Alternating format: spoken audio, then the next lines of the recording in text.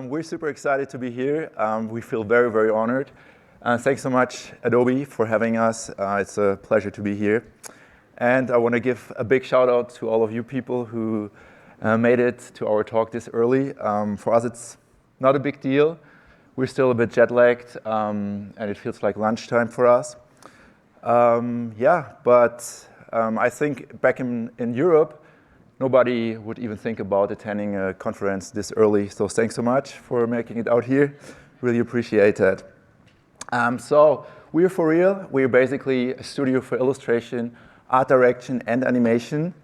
My name is Benjamin. I'm one of the founders. I'm Dirk. Good morning.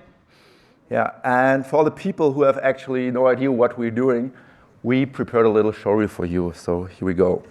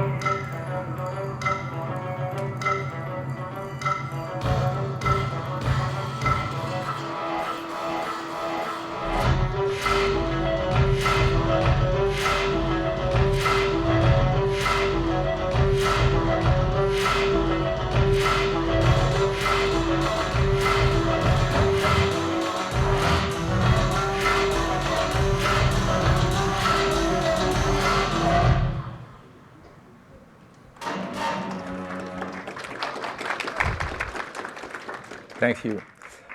All right, let's start with some background information and some history. Dirk and my story started exactly 20 years ago, by the age of 18. The first time that we ever met was at a vocational school while our apprenticeship as media designers. We became very close friends. We started to spend literally all our spare time together. We even moved into the same apartment. We shared an apartment for quite a while. And from 2009 on, we went to the same design school. And we started to work on first projects together. It was mainly free projects, self-initiated projects, illustrations. We did poster designs for parties at uni. And back then, Threadless was still a big thing. This t-shirt contest website. And we did a lot of t-shirt designs. And we even started our own t-shirt brand, which was a very, very successful one. I think so far we sold around maybe 4 or 5 shirts. But luckily, the second business that we started is running a little better. So in 2011, we split ways to gain some experience abroad. Dirk went to the UK. I went to Spain. And we even had the chance to work together in a design studio for quite a while. And this time was basically the most valuable time in our career, since we learned in a couple of months more than all the things that we learned in design school. So we noticed that we were complementing each other pretty well. And at one point, we thought, why are we actually working for somebody else? Why not doing our own thing? And that's what we did in 2013. We moved back to Germany and started FOREAL. That's our first studio. So we were sitting all day long behind this black reception desk and staring either on our screens or this beautiful black painted wall. And it was just the two of us for the first years. And we started FOREAL as a classical illustration studio. So we just did still images, no animation at all. We got hired to create cover artworks for magazines, editorial illustrations, and a lot of advertising agencies started to hire us for these bold 3D headlines, this 3D typography. In 2015, things got slightly more serious. We moved to a new office space. We got our first interns and started to hire our first full-time employee.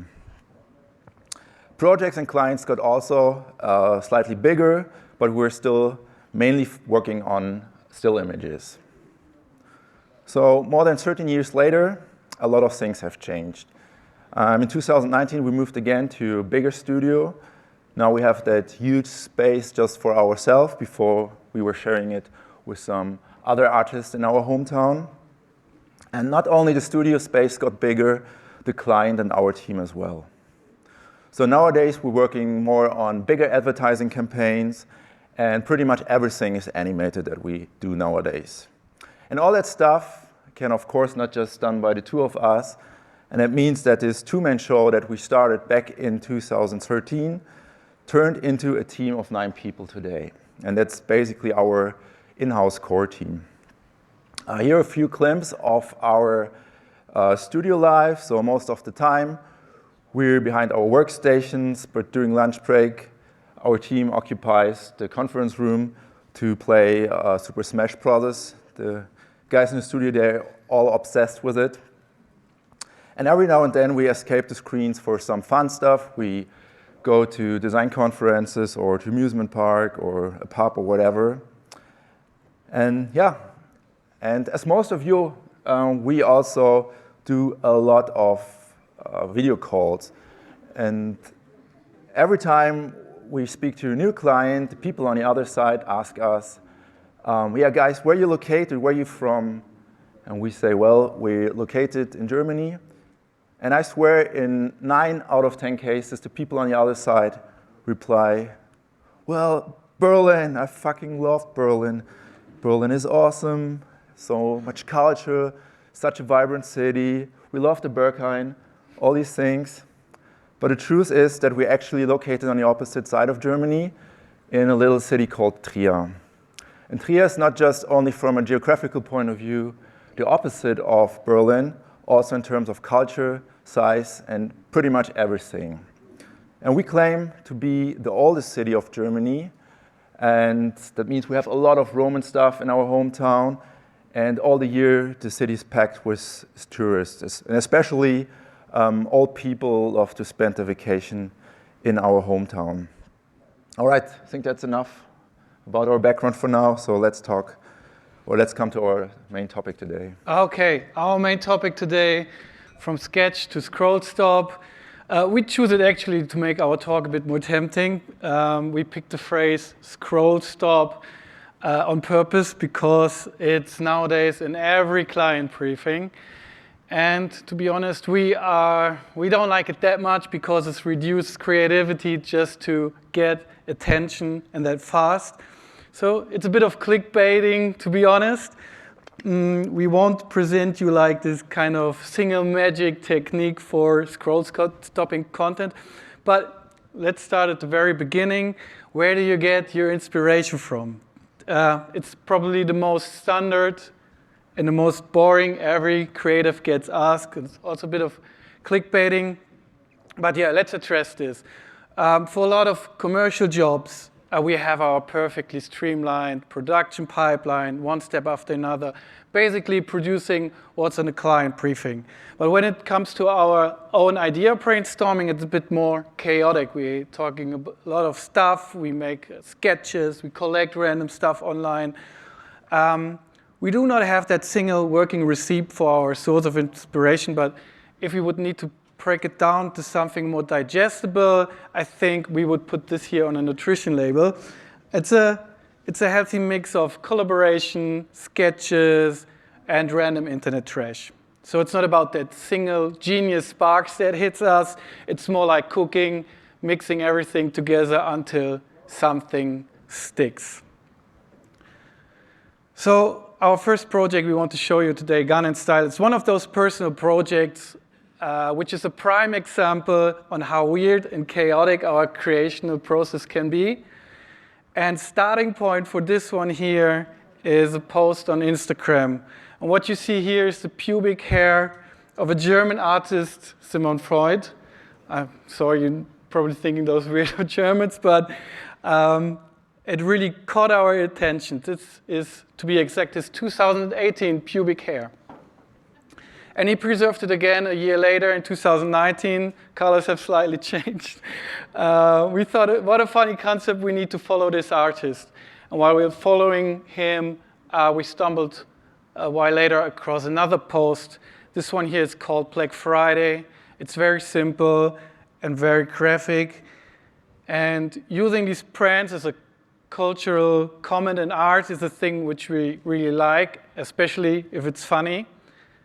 And I thought you can brand literally everything with a swoosh to make it somehow cooler. So I turned around to Benny and asked him, Benjamin, what would you brand with a swoosh?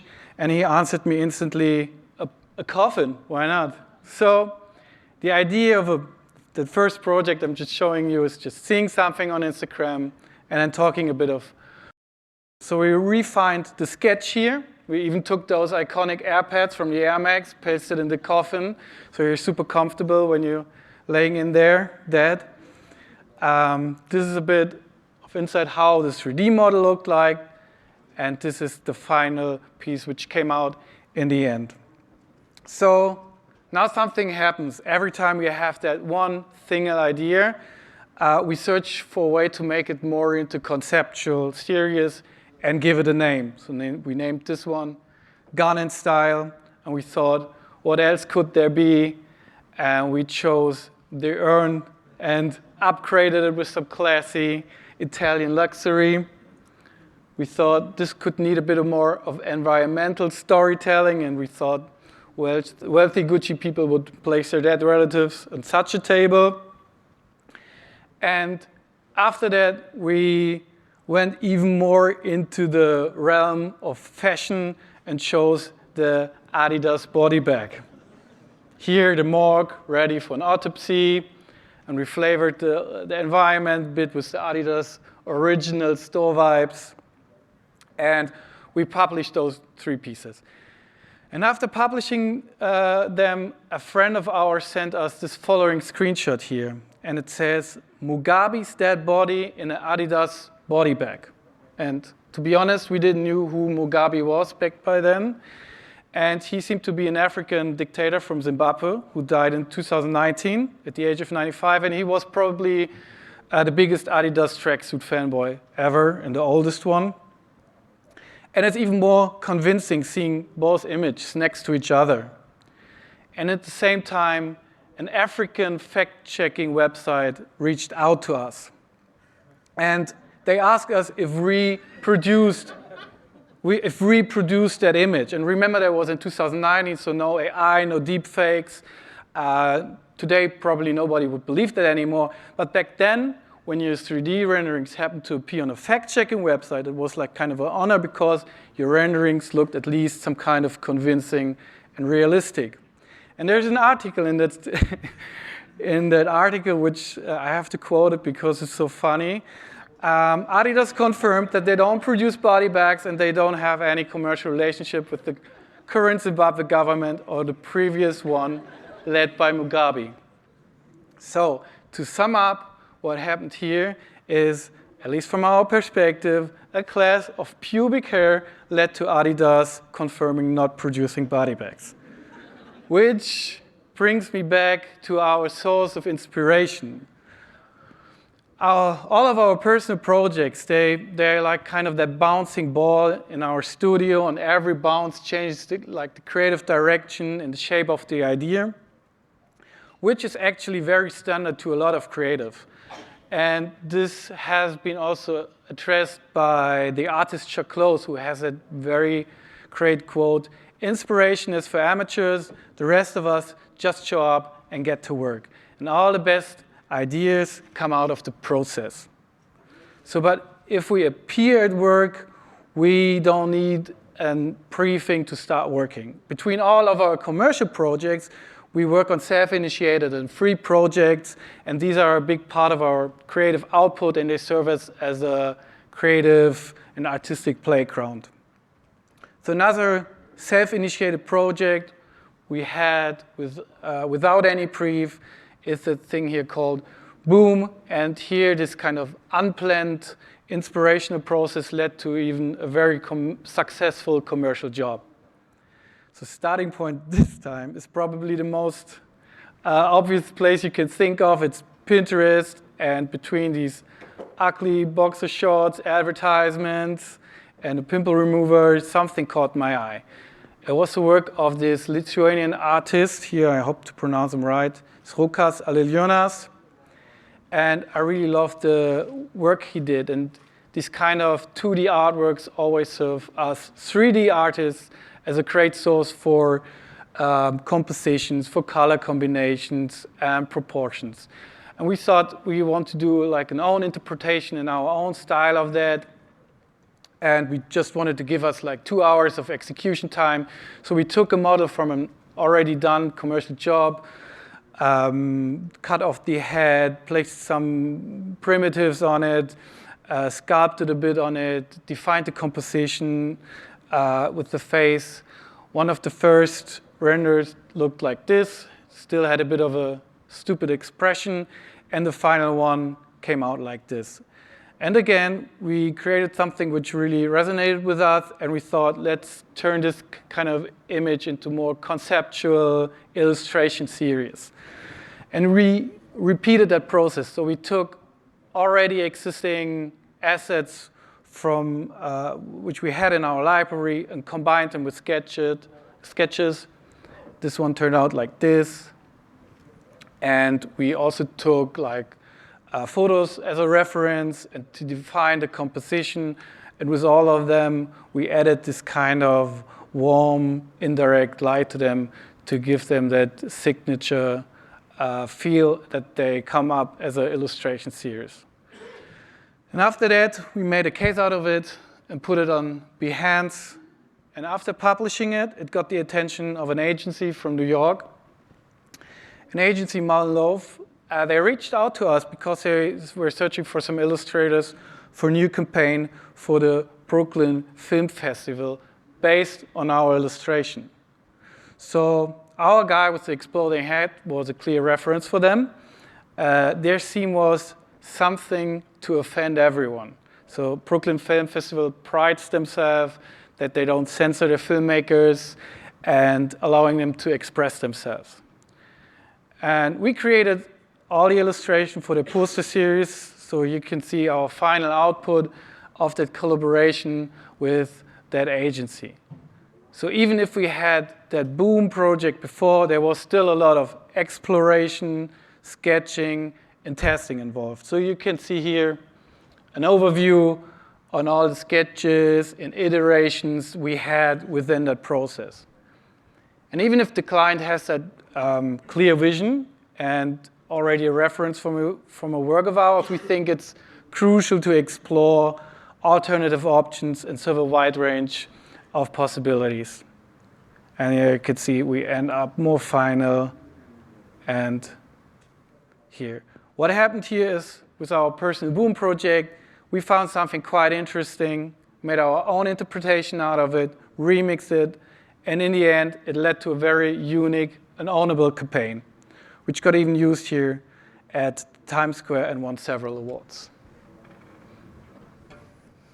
Yeah, next up, a project for Dr. Pepper, and obviously a commercial project.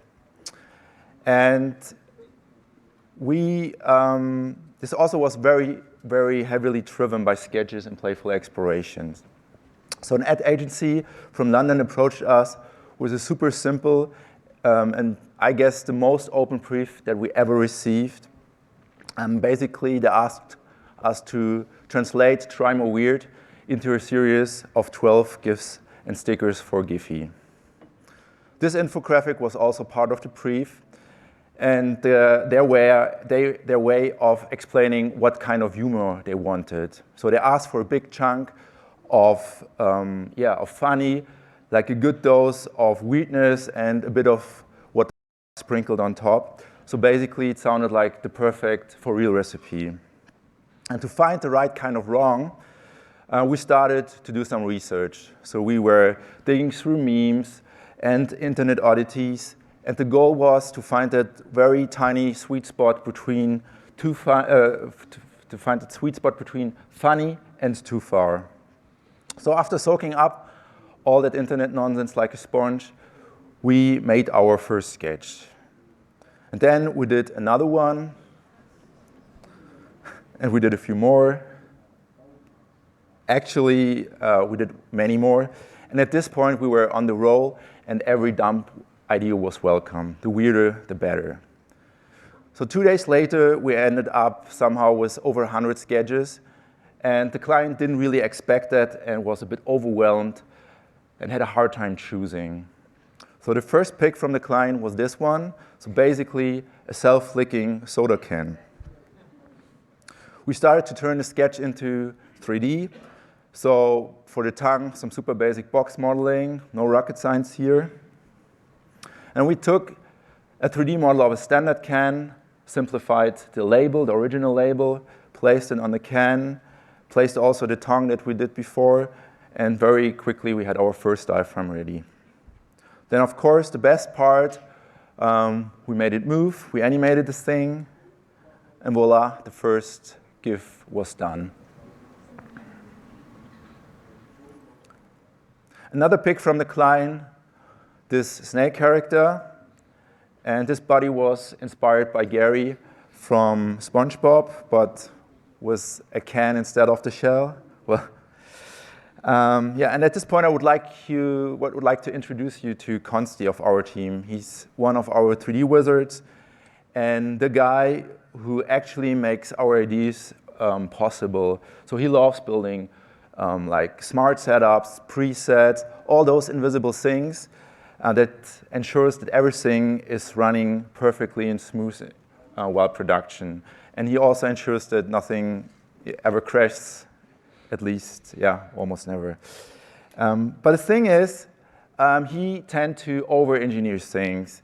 And especially while looking at the setup, it feels almost ridiculous since we're still talking about like a super, super simple GIF with just a frame rate of 10 frames per second. So another one was done, but there were 10 more to go. Next pick from the client, a flexing arm, but the biceps shaped as a soda can. And of course, Konsti went all in again. He built that little rig, so we had like one slider for the pump, one to make the veins pop. And again, we're still talking here about a low quality GIF just in the size of a postage stamp. Here we go, a soda squeezing biceps. A few more from the final set. And we also incorporated some medical and anatomical elements because, well, they have doctor in the name. And that's the rest of the set. We have to say that we really enjoyed working on this project. We loved that we got so much creative freedom from the client. But somehow we still felt that there was still some room to go even weirder, to push things a little further.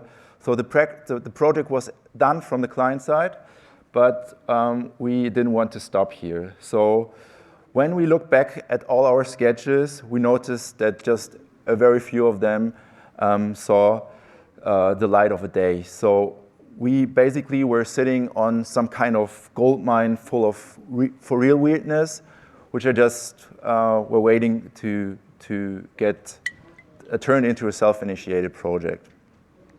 So this sketch really popped out to us, and it had that perfect weird meets stupid energy, but we thought, what if we put it in a different pop cultural context and crank up the absurdity and also the caffeine level. So we came up with this monster inhaler, and we also wanted to get away from this lo-fi 10 frames per second aesthetic and produce something more polished, something more sleek. It's already quite funny as a still, but we wanted to make it move. We want to give it some sound and a bit of story. So we were searching for some inspiration and somehow ended up in this world of 90s toys TV commercial, like a place full of shared childhood memories from all of our people in the team.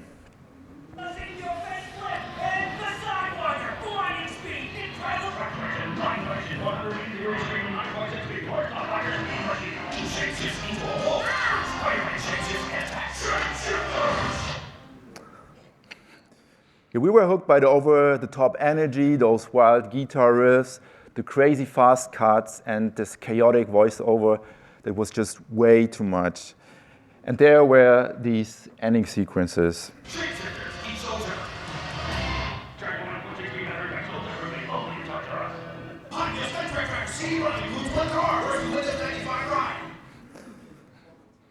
Yeah, we just loved these iconic product shots at the end, and also those hyperspeed disclaimers. So we decided to capture that nostalgic TV vibe and bring it into today's pop cultural universe and transform it into our own fictional, well, 9x16 TVC commercial.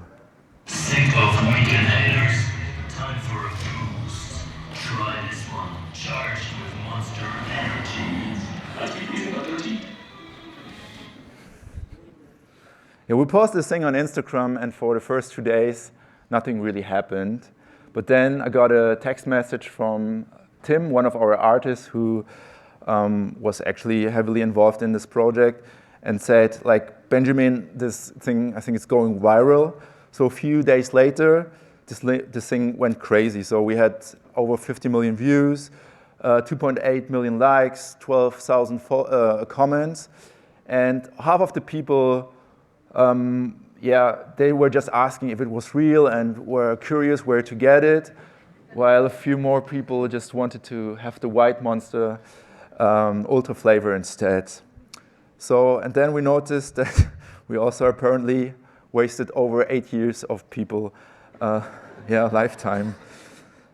Well, while all this was going on, we were already working on on 2 more pieces in a similar style. So for the next one, we decided to combine another high caffeine drink with a different product. And here's the final output. Hey kids, it's power time. Get soaked with a taste of Mountain Dew. That's tasty. Yeah, when we approach projects like that, Dirk mentioned it before, we always aim for like a conceptual series. So 2 are not a series, so we had to make at least 1 more. So for the third and final concept, we decided to stick with the energy drinks, but this time we wanted to marry it with like a perfume, like a fancy perfume. And instead of this loud, over-accelerated 90s TV this commercial vibe, we were aiming for a more seductive and smooth pacing of those classical and iconic perfume TVCs that most of us know. What's that fragrance? Full of energy. The spirit of energy by Red Bull. Yeah, earlier with the Brooklyn Film Festival, the project that Dirk showed you, we saw how a personal idea led to a commercial project. This time, it basically went the other way around. So a client project inspired a personal one. And it shows us that inspiration is basically moving in both directions, and it's also some kind of an endless loop. And even rejected ideas can spark something new later on. So circling back to our topic, from sketch to scroll stop, at the start we said that scroll stop can be a bit shallow, just catching attention for a few seconds. And usually sketches are there to visualize and shape first thoughts. But this project taught us that sketches can turn into something bigger, something like a creative archive or a creative goldmine, full of ideas just waiting to be rediscovered later on. All right, the next commercial project we want to show you is called Emmys, and it showed us that sketches can serve even much more functions. And coming back to our hometown, Trier, not Berlin, there's not much to brag about when it comes to inner city food culture. So local retail is also drowning there. And when it comes to the pizza highlight downtown, well, it's a Pizza Hut franchise stuck somewhere in the late 2000s. And one day, the local Pizza Hut owner wanted out of the franchise. He had a vision, really Italian pizza with that slight Italian twist to it.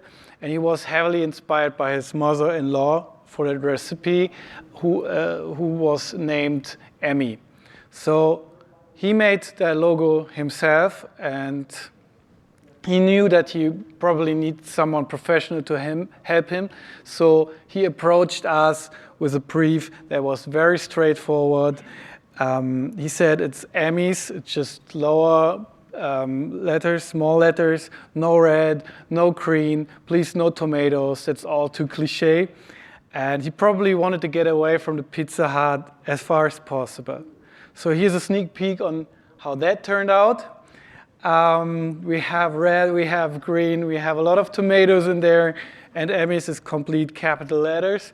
So not a single wish fulfilled for that client, but everyone was pretty happy in the end. So for this project, we teamed up with a graphic designer and friend of ours. This is Andy from Studio Sowieso, and he and his team took care of the logo, the typography, while we developed this illustrative language, key visuals, and animations. And finally, he's also the brother of the technical guy, Konzi, who used to love rigs within our team. So some of their process looked like this. They've been testing different typefaces, colors, on logo options, while we in our team, again, spend a lot of time with sketching. So our initial idea was to have a mascot as a part of the brand. And to get there, we explored dozens of sketches. We did veggies, pasta, faces, chefs, even tomatoes with sunglasses. And everyone on our team had a go on it, which gave us this kind of wonderful, diverse range of options to choose from. But somehow we were a bit afraid with the tomatoes, with these legs and eyes, that we somehow end up here, which is the all too familiar universe where every burger has a face, is whistling, and has a side hustle in streetwear. So we've seen this already too often, and therefore that's not what we wanted for Emmys. So we went back to our references and inspirations. And like everybody else, we have our collection of visuals from other artists we really love. And in our ideation board, we grouped this kind of certain type of work, a route we wanted to try by ourselves. So we decided to move away from the mascot-driven identity. Instead, the idea was to give Emmys a more distinctive look through stylized illustrations, ingredients, and dishes. Bold, simplified forms, slightly off and a bit playful. And again, we did exploration of these compositions. But our end goal here was to have 3D rendered assets later.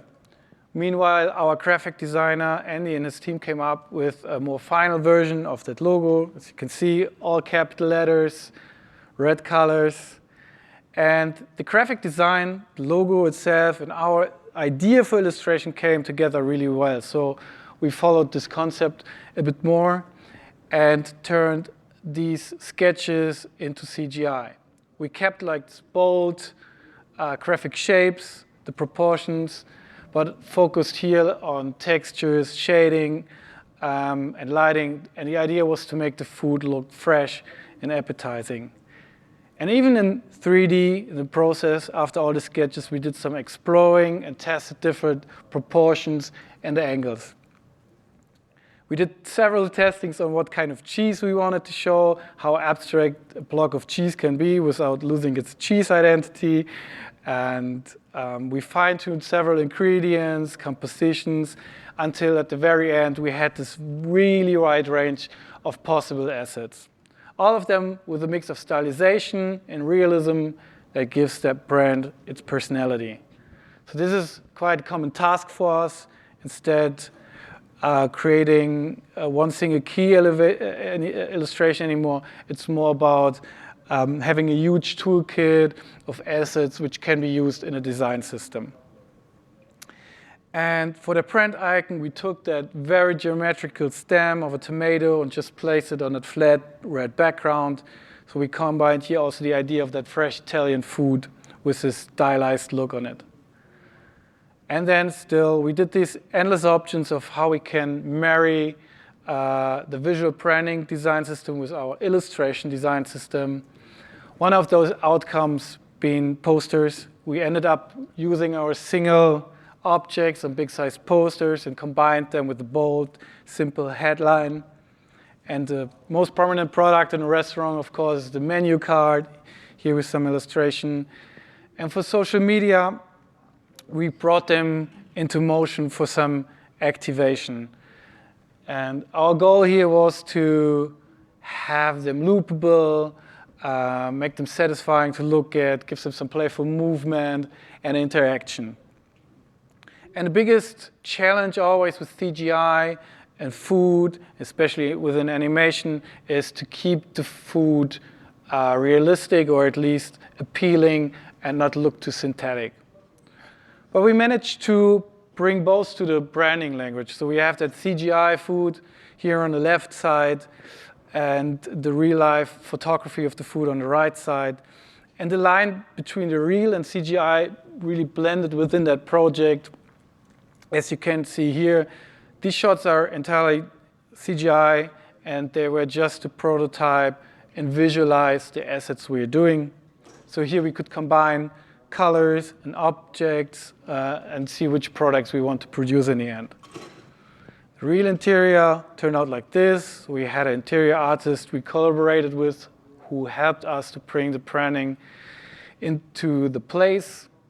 And another contribution of ours was this little sculpture here, which we printed, finished, and airbrushed by ourselves. It's like a rare physical object from our team, which usually lives in the digital world.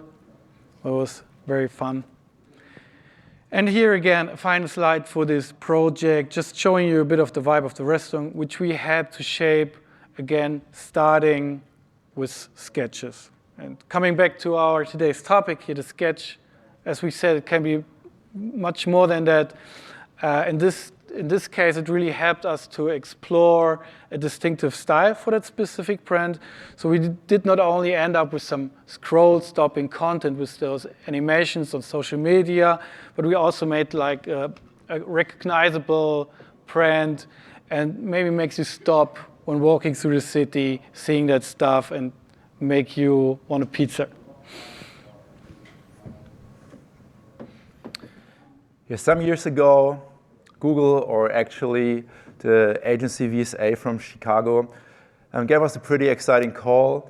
They wanted us to create the visuals for the branding for the Google Next, one of the biggest developer events out there with over 20, or actually I think 30,000 visitors in San Francisco. Along with the brief, they sent us a few shots from the previous event design. And the entire branding was based on a geometrical cliff system that formed the foundation of the design. And for the new visual identity, they wanted to move towards a more illustrative 3D style. But before they wanted to award somebody, they asked us for a treatment to see how we would approach it. But unfortunately, we just had more or less one day to deliver, so we had to stay pragmatic and very efficient, and decided to just use those existing cliffs and extrude them in 3D. And we added a few Google colors to it, we scattered some spheres around it, and pretty quickly we had our first slide for the treatment ready.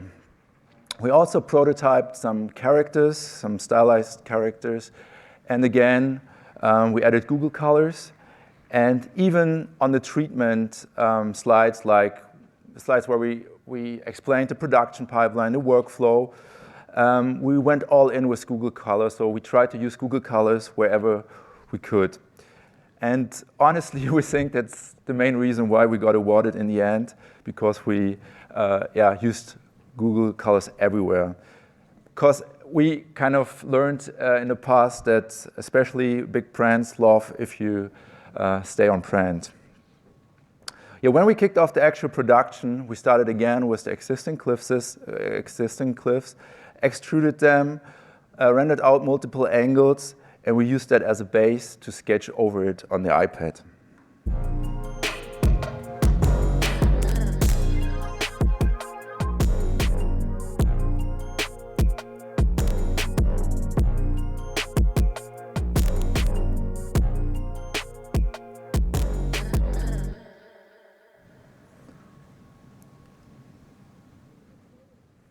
This project led to dozens of shape explorations, and the hero letter set was meant to reflect the event as a whole, and that in a very simple and stylized way. So we started looking for some kind of architectural foundation to build on. We added a few narrative elements, and we wanted to take some references to the actual event. So, for example, in the top right letter, the T, there's the speaker room on the top, and on the top of the X, there's the party going on at the roof. And the obvious next step, of course, making it more Google by adding Google colors. But funny enough, it was even too Google for Google. So all the blues and reds, they were too dominant. And the client told us that it feels too toyish. So we toned down the Google colors a bit, added a few neutral and warm shades, and a few touches of green. And this version got finally approved. And in the end, we had to deliver 5 sets with 4 letters each.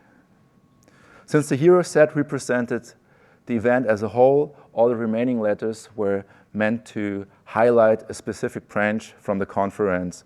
So on the top right T, for example, there we took a reference to Wall Street that should represent the finance business, and the top N is reflecting the healthcare industry. And we wanted to bring it to life through some small, playful details, like these tiny characters that were already part of the treatment.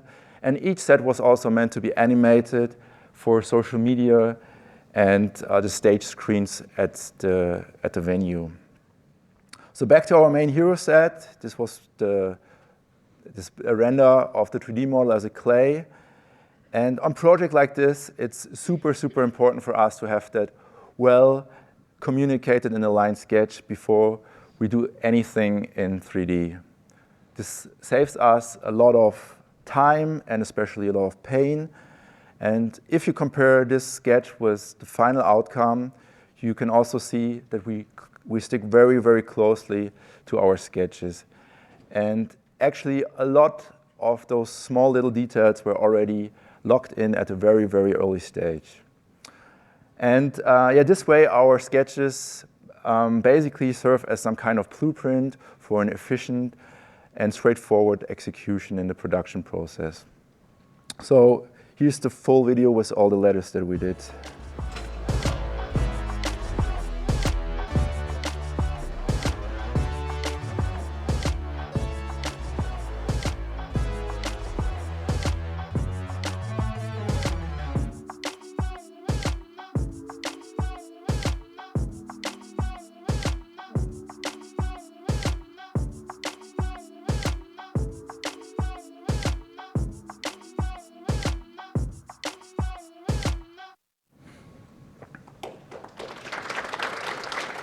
Thanks. This shows the final artwork in front of the venue in San Francisco. And in total, we created 25 animation with a combined runtime of over 3 minutes. And this is still something we're kind of proud of, because back then, we were just a team of 3 people and had a production time of maybe 4.5 weeks in total. A few more shots from the campaign, and all over San Francisco, billboards popped up, and some of the assets that we created in CGI were also turned into physical objects for the conference. And then we stumbled upon this video and actually saw that some of the billboards got painted by hand. So it all started with some sketches that grew into 3D models, animations, fancy renders, and finally came alive through real paint, real walls, real people, and that in the real world. And I think, these guys from Colossal Media, we're big fans of them, and it's just so impressive what they do. All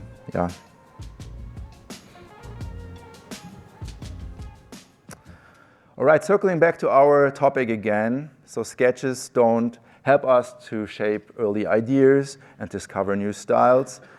They also can act like some kind of blueprint to give us control and helping us to tackle projects in a very efficient way. So we want to end our talk with a Drake quote, kinda. So today's talk was about putting the spotlight back on the sketch, as we think it's the most simple, the most human tools we have. And especially with all the AI hype, it's easy to forget how powerful a pencil and a dumb idea can be.